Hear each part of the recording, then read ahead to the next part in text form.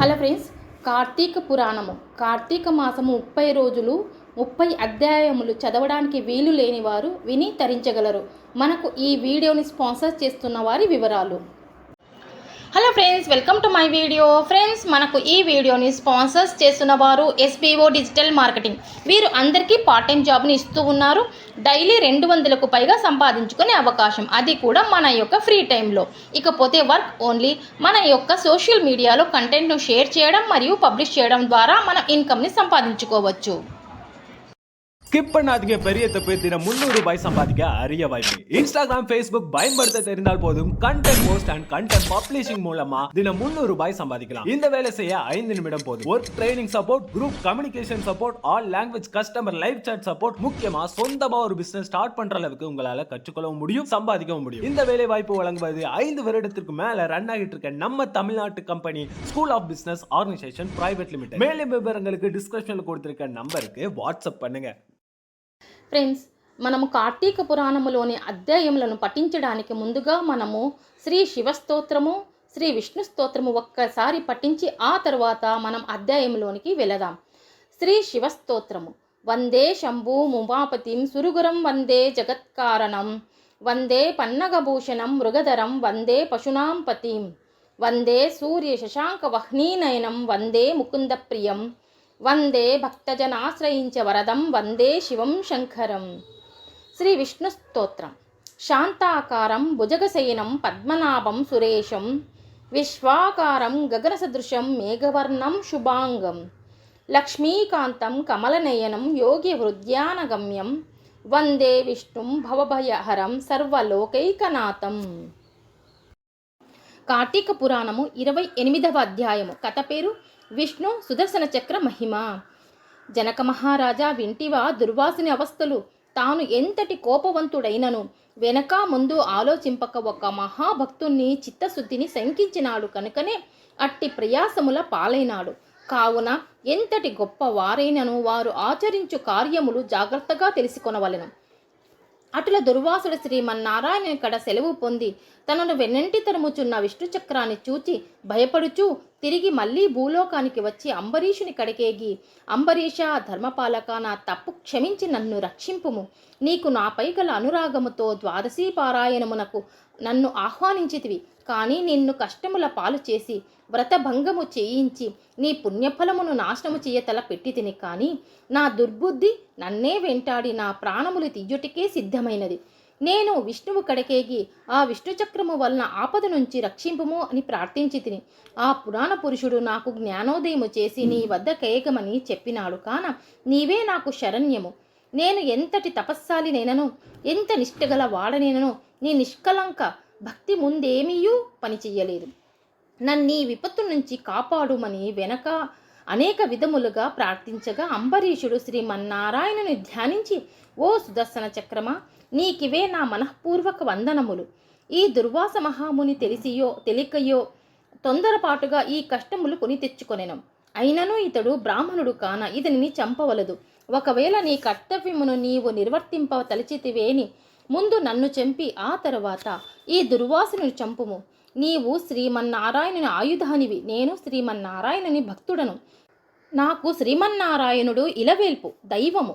నీవు శ్రీహరి చేతిలో నుండి అనేక యుద్ధములలో అనేక మంది లోకకంటకులకు చంపితివి, కానీ శరణు కోరు వారిని ఇంతవరకు చంపలేదు. అందువలననే ఈ దుర్వాసుడు ముల్లోకములు తిరిగినను ఈతనిని వెంటాడుచూనే ఉన్నావు, కానీ చంపుటలేదు. దేవా, సూరాసురాది భూత కోటులన్నీయూ ఒక్కటిగా ఏకమైనను నిన్నేమియూ చెయ్యజాలవు. నీ శక్తికి ఏ విధమైన అడ్డునూ లేదు. ఈ విషయము లోకమంతటికీ తెలియను. అయినను మునిపుంగవునికి ఏ అపాయము కలగకుండా రక్షింపుము అని ప్రార్థించుచున్నాను. నీ యందు ఆ శ్రీమన్నారాయణ శక్తి ఇమిడి ఉన్నది.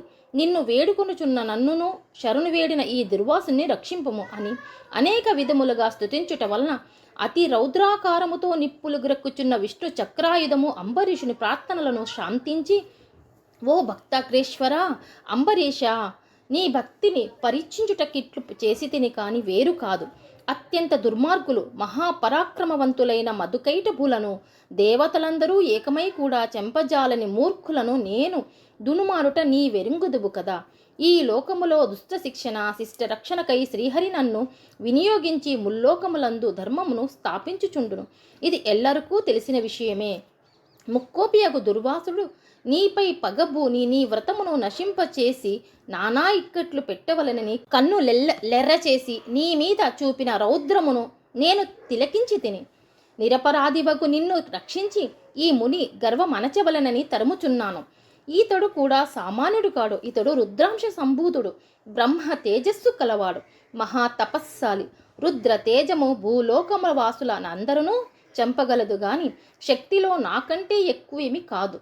సృష్టికర్తయగు బ్రహ్మ తేజస్సు కంటేను కైలాసవతియగు మహేశ్వరుని తేజశక్తి కంటేను ఎక్కువైన శ్రీహరి తేజస్సుతో నిండియున్న నాతో రుద్ర తేజస్సు గల దుర్వాసుడు కాని క్షత్రియ తేజస్సు గల నీవు గాని తులతూగురు నన్నెదుర్కొన జాలరు. తనకన్నా ఎదుటివాడు బలవంతుడై ఉన్నప్పుడు అతనితో సంధి చేసుకొనుట ఉత్తమము. ఈ నీతిని ఆచరించు వారు ఎటువంటి విపత్తుల నుండి అయినను తప్పించుకొనగలరు. ఇంతవరకు జరిగినదంతయు విస్మరించి శరణార్థి అయి వచ్చిన ఆ దుర్వాసుని గౌరవించి నీ ధర్మము నీవు నిర్వర్తింపుము అని చక్రాయుధము పలికెను.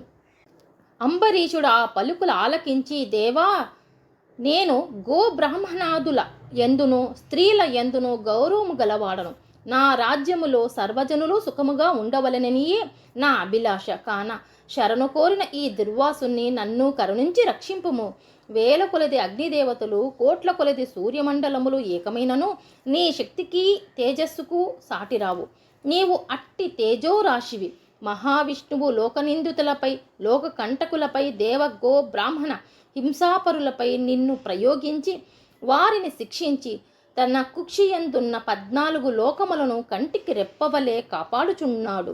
కాన నీకివే నా మనఃపూర్వక నమస్కృతులు అని పలికి చక్రాయుధపు పాదములపై పడెను.